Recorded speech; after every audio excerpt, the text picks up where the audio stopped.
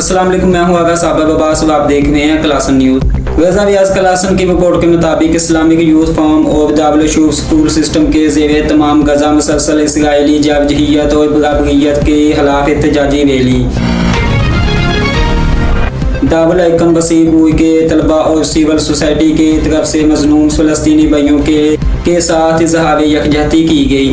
Government college बुआई वसीपुर के उस्ताज़ा ने भी भरपूर शिरकत की। रैली की क़ियादत ऑर्गेनाइज़र जहाज़े बादल मुहाय हाजी मोहम्मद अकरम हाशमी, हाफिज़ मोहम्मद अहमद शाकर, तहरीक लबैक या रसूल अल्लाह मियाँ फ़रूक अहमद, रियाज शाह साहब, अल्लामा गुलाम कादर हैदरी, JUI मियाँ अहमद नवाज मुहाय, मियाँ मोहम्मद यूनुस भट्टू, मोहम्मद आमिर इशफाक, चमन मलक, अफाक अहमद छछर, सरदार इलियास यासर और अहमद सईद भट्टू ने की।